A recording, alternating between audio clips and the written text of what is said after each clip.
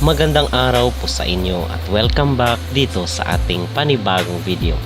Ating pag-uusapan para sa vlog na ito itong naging comment opinion ni Nawat dito sa kanyang TikTok account kasama itong si Miss Thailand. Dahil nakisakay na rin po, nakiride on na itong si Nawat dito sa mga reklamo ng mga Pinoy patungkol pa rin sa hindi mamatay-matay na issue ng gown ni Emma Tiglao. So ito yung ating pag-uusapan mga kapolitika dahil pati si Nawat is pinick up niya na rin yung issue. Pero bago ang lahat ay huwag kalimutang mag-like at mag-subscribe na rin kayo para updated kayo sa ating mga latest issue. ก็ลุกสุดท้ายถ้าเดินชุดราตรีก็ให้มันดูเป็นนางพญาเลือกสีดีๆ ค่ะ เพราะว่าแบ็กกราวด์เวทีอะสำคัญ วันนี้บางคนใส่ชุดแบบบางสีแล้วมันไม่ขึ้น เพราะว่าเวลามันเดินออกมาปั๊บมันไม่ขึ้น ค่ะ พูดตรงๆวันนี้บางคนใส่สี อย่างสีแดงสีอะไรเงี้ยบางทีมันดูแบบถูกแสงมันดูดไป สีมันแรงก็จริงนะ แต่มันไม่แมทช์คนใส่ชุดสีทองจะได้เปรียบวันเนี้ยสีเขียวสีทอง สีอะไรเงี้ยต้องเลือกให้ดี ต้องดูกราฟิก เวลาซ้อมจะเห็น ค่ะ ว่ากราฟิกมันกลืนชุดไหม ขอบคุณบอสค่ะ ทุกคนสีสำคัญนะ เพราะว่าถูกกลืนไปเยอะบางคนแบบ มันก็เลยแบบ บางคนชุดจำไม่ได้อะ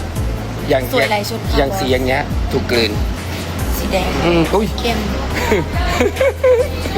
จะถูกกลืน Honestly speaking, some girls wear colors like red. Sometimes it looks like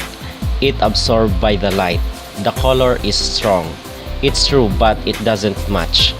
A girl wearing green clothes will have an advantage today. Green and gold color is important because a lot of it was swallowed. For example, that color was swallowed. So, pinapatungkulan niya dito mga kapolitika itong hindi niya naman sinabi kung sino yung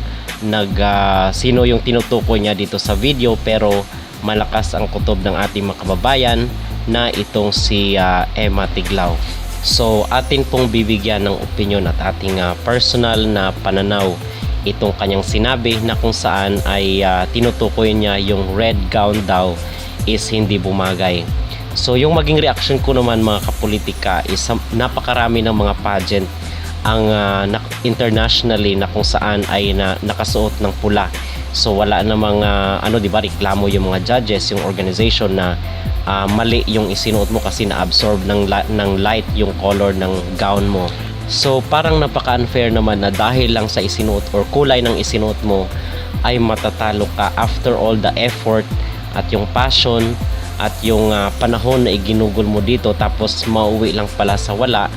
dahil sa isinuot na gown. So ano pa ba yung dapat na patunayan ni Emma Tiglao dito kay Mr. Nawat? So sinasabi natin na nagbabasa ito ng comment at hindi malayo na sinakyan niya lang yung comment ng ibang Pinoy, and then yun na ang magiging reason niya para iligwak si Emma Tiglao. So yun mga kapolitika ang aking opinion dito kung bakit ito nasabi ni Nawat. Kasi nagbabasa ito ng mga comment, ng mga reaksyon, kahit siguro yung mga vlog sa YouTube is nanonood siya, nakikinig siya, dahil meron na pong mga translator yan at natatranslate na ng artificial intelligence kahit pa Tagalog yung sinasabi natin. Okay, so naririnig nila na in English, so naiintindihan nila kung ano yung mga opinion at yung pulso ng mga Pinoy na sumusuporta dito kay Emma Tiglao. So baka nabasa niya yung mga reklamo ng mga Pinoy and then sinakyan niya. So kung matatalo si Emma Tiglao, at least meron na siyang valid reason coming mismo sa mga kababayan ni Emma. Okay? So yun ang point mga kapolitika, kung kaya dapat is wag tayo basta-basta magbigay ng mga negatibong komento dahil kukunin yan ng ninawat dahil alam natin kung gaano katuso maglaro itong taong ito. Samantala si Angel Locsin, itong social media star na si Angel Locsin at superstar na si Angel Locsin, ay nag-share po ng picture ni Emma Tiglao doon sa Miss Grand International na kung saan ay nananawagan siya na i-heart react yung picture ni Emma Tiglao doon sa page ng Miss Grand International. So itong social media star na si Angel Locsin is merong 24 million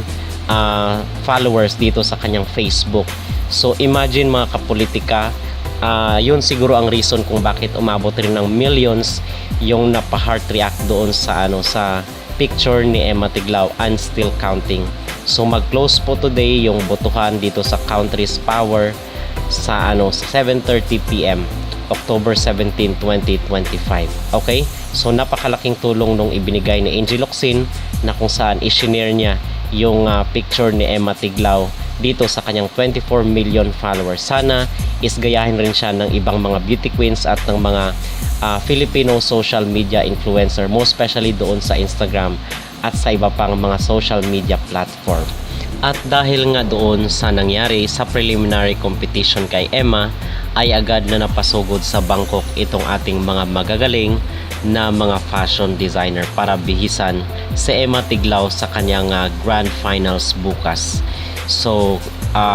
dito ay makikita natin na all out ang kailang support dito kay Emma para sa pangalawang corona ng Pilipinas dito sa Miss Grand. Kung kayo po ang tatanungin, ano po ang inyong magreaksyon dito sa sinabi ni Nawat patungkol sa gown na pula? Mag-comment down below at huwag kalimutang mag-like at mag-subscribe na rin kayo para updated kayo sa ating mga latest issue.